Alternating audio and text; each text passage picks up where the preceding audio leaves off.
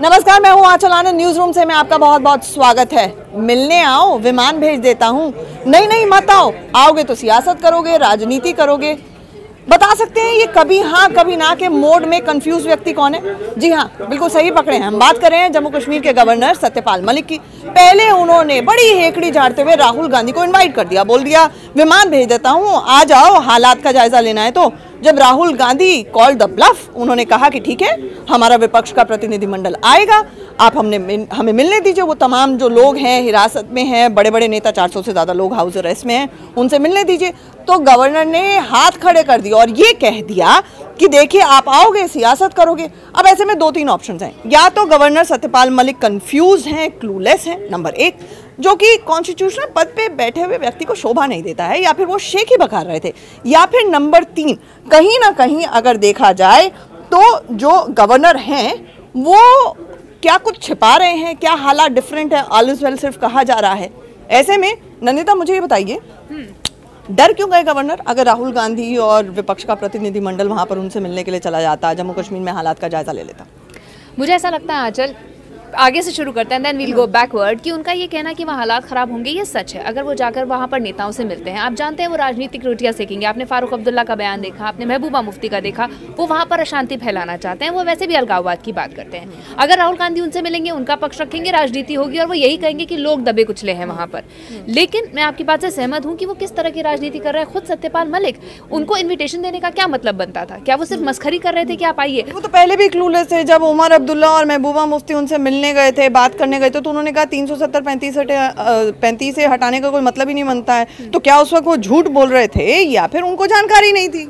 शायद वो एक प्रिटेंस हो कि भाई एक बड़ी चीज जो आने वाली है, मैं उसको स्पॉइल क्यों कर दूं पहले कहकर, और इसीलिए ये एक एक धरती बनाई जा रही थी कि नहीं, उस तरफ आप मत सोचिए, आप उस तरफ सोचिए भी मत। लेकिन इसके लिए एक बड़ी जमीन तैयार की जा रही थी। लेकिन ये आप ठीक कह रही हैं, एक बहुत ही गैर जिम्मेदाराना उनका कदम था उनको इनवाइट करने का, क्योंकि जैसा कि कहा जा रहा है कि चाय पकौड़े खाने तो आते नहीं, अगर वो आते तो ग्राउंड रियलिटी जानने आते।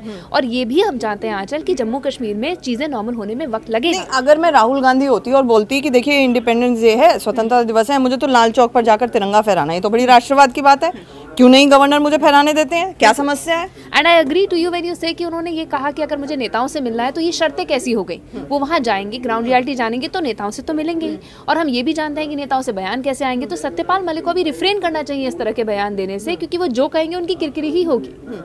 साथ ही साथ नंदिता, अगर वहाँ पर ग्राउंड रियलिटीज़ ये भी देखा जाए कि 400 से ज़्यादा नेता जो हैं वो नज़रबंद हैं, तो ये क्या अपने आप में ये भी राष्ट्रवाद का सर्टिफिकेट है कि बीजेपी का कोई नेता बड़ा मुझे नज़रबंद किया गया हो, मेरी जानकारी में नहीं है? आइडिया ही यही है कि ऐसे लोगों को नज़रबंद किया जाए जो वहाँ पर अनरेस्ट फैला सकते हैं। और जैसा कि ये कहा गया है कि 15 अगस्त के बाद वहाँ से हटा लिए जाएंगे सारे जो प्रतिबंध लगाए गए हैं, तो शायद वो सिक्योरिटी कंसर्न हो। मैं उस पर कुछ नहीं कहना चाहती, पर मेरा कहने का मतलब ये कि अगर सिक्योरिटी ऐसी है और अगर स्थिति ऐसी है तो आप किसी भी तरह के बयान से बचिए जिससे आपकी किरकिरी होगी इवेंचुअली। एब्सोल्युटली, क्योंकि सिक्योरिटी कंसर्न है, इसमें कोई दो राय नहीं है। सुप्रीम कोर्ट तक ने कह दिया है कि 1% भी चांस नहीं लिया जा सकता है जब आपको बहुत सारे हालात को नियंत्रण में रखना है। लगातार इंटरसेप्ट किए जा रही हैं कॉन्वर्सेशन, बॉर्डर पार से पुलवामा तरीके का अटैक हो सकता है। LOC लगातार वहां पर सीज फायर का उल्लंघन हो रहा है पाकिस्तान की तरफ से। हमारी सिक्योरिटी फोर्सेस जब अपना काम कर रही है तो गवर्नर साहब और राज्य में जो पुलिस फोर्सेस है उनको भी अपना काम करना चाहिए। फॉल्स प्रोपेगेंडा नहीं होना चाहिए, इंफॉर्मेशन ब्लैकआउट भी नहीं होना चाहिए, ये भी एक रियलिटी है। लेकिन अगर इसे फेज्ड मैनर में हटाया जाए, इतनी बात MHA कहती है, गृह मंत्रालय कहते हैं, समझ में आती है, लेकिन सवाल तब उठते हैं जब इस पर राजनीति होती है। जो संविधान पद पर बैठे एक शख्स जैसे कि सत्यपाल मलिक हैं, उनको शायद नहीं करनी चाहिए। बहरहाल पाकिस्तान क्या कर रहा है? पाकिस्तान कल कहता है, शाह महमूद कुरैशी कहते हैं कि भाई UN में लोग हमारे लिए हार लेकर नहीं बैठे हैं, और अब फिर से UNSC में वो कहता है कि हमें एक इमरजेंसी मीटिंग की ज़रूरत है। अब तो पाकिस्तान के प्रेसिडेंट का भी बयान आ गया। क्या कह दिया प्रेसिडेंट साहब ने पाकिस्तान के? देखिए, अलवी जी ने साफ कर दिया है कि अभी जैसे उन्होंने स्पीच दी है आज, तो उन्होंने स्पीच में साफ कहा है कि अगर भारत युद्ध करता है तो हम जिहाद करेंगे। साथ ही उन्होंने कहा इस मामले को, कश्मीर के मुद्दे को वो UNSC तक ले जाएंगे। और उन्होंने जो एग्रीमेंट हुआ था, शिमला एग्रीमेंट, जो कि 1972 में जुलाई में हुआ था, उन्होंने ये भी कहा कि भारत ने इसको तोड़ा है, यानी कि इसका उल्लंघन किया। यही नहीं, उन्होंने पाक यूथ से ये अपील की है कि जिस तरह की भी पिक्चर जो है कश्मीर से निकल कर आ रही है, जहाँ वहाँ के हालात बने हुए हैं, उसको दुनिया तक लेकर जाए और लोगों को पता चले कि वहाँ पर क्या हालात है। यानी कि साफ तौर पर कह दिया है, गीदड़ भमकी कहेंगे इसको। बलूचिस्तान और पीओके में तो हालात बताता नहीं है पाकिस्तान, घुसने नहीं देता किसी को, जी चाइना के अलावा। जी बिल्कुल, और अपने आतंकवाद पर भी कुछ नहीं बोलता है और अपने यहाँ जो हालात है उस पर भी कुछ नहीं बोलता है। हालांकि इकॉनमी में बहुत पीछे हो चुका है, महंगाई बहुत ज़्यादा है, कटोरा लेके दुनिया में घूम रहा है। जी बिल्कुल, इधर से उधर घूम रहा है। साथ में जिस तरह से इंटरनेशनल उसको पूरे सभी देशों ने दरकिनार कर दिया है, साइडलाइन कर दिया है कश्मीर के मौके पर, उसके बावजूद इतनी बड़ी गीदड़ धमकी देना और आवाज़ बुलंद करना। मुझे ये लग रहा है कि यूएनएससी में एक दिन शाह महमूद कुरैशी कुछ कहते हैं, अगले दिन कुछ और कह देते हैं, तो कहीं ना कहीं ये डिप्लोमेटिकली सिचुएशन को हैंडल तो क्या मिस हैंडल करते चले जा रहे हैं, राइट शालिनी? जी बिल्कुल, हालात बिल्कुल ख़राब होते जा रहे हैं। इमरान खान का एक कुरैशी का जो कि खुद ने ये बात मानी है, साथ ही जो पाक प्रेसिडेंट ने जिस तरह की बात करी है और यूथ को जिस तरह से वो भड़काने की बात कर रहे हैं, इससे माहौल बिगड़ेगा और तनावपूर्ण होगा। तो ऐसे में हालात जो है साफ तौर पर मतलब नजर आ रहे हैं कि क्या हो सकते हैं आने वाले समय में। कश्मीर भारत का अभिन्न अंग है और जैसा कि एस जयशंकर ने चीन को भी समझाने की कोशिश की कि भाई हमने जो फैसला लिया है, चाहे वो बाइफर्केशन का हो, चाहे वो धारा 370 को हटाए जाने का हो, जो ओवरऑल बाउंड्रीज हैं एलओसी एलएसी, इसमें कोई बदलाव नहीं होने जा रहा है। ये पूरी तरह से भारत का आंतरिक मामला है और एक ये टेम्परेरी प्रोविजन था जिसे हटाया गया।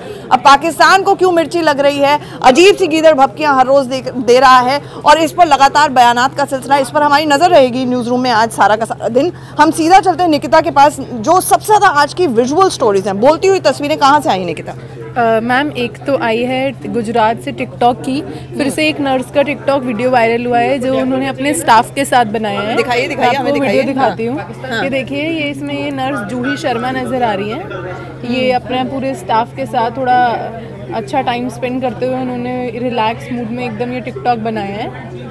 ये उनका बहुत वायरल हुआ है। इसी टिकटॉक ये हॉस्पिटल में बैठे बैठे बनाया? यस मैम, ये उन्होंने अपने तो एक्शन हुआ इस नर्स के खिलाफ? यस मैम, इनको निलंबित कर दिया गया है। हाँ, ये पहले भी मुझे लगता है साउथ से भी इस तरह की तस्वीरें आई थी। एक और नर्सेज का टिकटॉक आया था, नर्सेज काफ़ी टिकटॉक बना रही हैं। क्या ये एक स्ट्रेस बस्टिंग एक्सरसाइज है? बहुत बड़ी बात ये भी होगी। लेकिन निकिता, बाढ़ और बारिश से देश बेहाल है। आज सबसे ज़्यादा परेशान करने वाली तस्वीरें कहाँ से आई हैं? मैम आई हैं सागर से आई हैं, जिसमें साफ देखा जा सकता है कि बहुत सारे व्हीकल्स पानी में डूबे हुए नज़र आएंगे आपको। ये देखिए, ये पूरी कार ऐसे डूब गई है, वैन।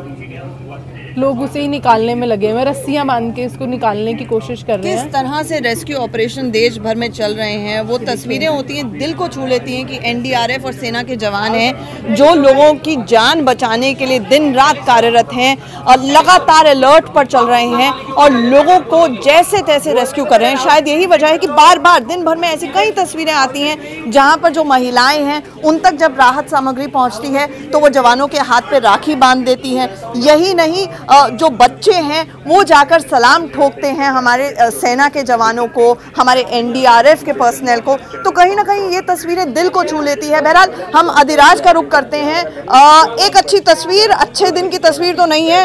ऑटोमोबाइल सेक्टर 19 साल के वर्स्ट स्लम से जूझ रहा है। अधिराज, क्या अपडेट है? गाड़ी तो खरीदने नहीं वाले तुम? जी मैम, बिल्कुल सही बोल रहे हैं। The domestic automobile sale plunge has gone down by 18.1%। अगर आप इंडियन रोड्स देखते हैं, द 3 कंपनीज जो इंडियन रोड्स डोमिनेट करती है, रॉयल एनफील्ड की बुलेट बाइक्स, मारुति की गाड़ियाँ, हुंडई की गाड़ियाँ, तीनों में डिक्लाइन हुआ है मैम सेल्स में। इकोनॉमी हैज़ नेवर, 19 साल का वर्स्ट है। The economy has never been so low in the last 15। क्या वजह है इस बिगेस्ट स्लम की? मैम इतनी सारी प्रॉब्लम्स है। आप Maruti Suzuki is one of the biggest companies, वो 10 लाख से ज़्यादा लोगों को जॉब देती है। दिन की 3 शिफ्ट से अब 1 हो गया है। What does that mean?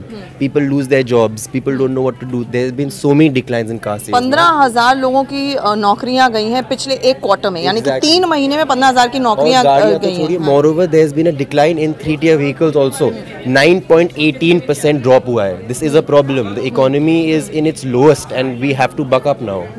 इसको लेकर आरसी भार्गव जो मारुति सुजुकी के चेयरमैन है, स्टॉलवर्ट है इंडस्ट्री के, उन्होंने भी कहा है कि अब वो वक्त आ गया कि पीएम को और फाइनेंस मिनिस्टर को दखल देना चाहिए। ऐसे में सबसे बड़ी वजह है इस स्लम की क्या मानी जा रही है? लोगों की जेब में पैसा नहीं है? मैम पता नहीं, लोगों की जेब में पैसा नहीं है। गवर्नमेंट ने फाइनेंशियल बजट अच्छी तरह निकाला। 4 महीने हो गए since the financial year started और हर महीने डिक्रीज देखा जा रहा है ऑटोमोबाइल सेक्टर में, विच इज़ वेरी स्कैरी। और ये बहुत ज़्यादा लेबर इंटेंसिव भी सेक्टर होता है। तो जब हम अच्छे दिन की बात लगातार पिछले इतने अरसे से कर रहे थे, ये एक सेक्टर है जो स्लम दिखा रहा था और बिल्कुल त्योहार के वर्ड्स पर खड़े हैं। फेस्टिव सीजन शुरू होने वाला है। This is really not good news for economy. ऐसे में लगातार हम स्लम देख रहे हैं। सीधा शिव्या के पास चलते हैं।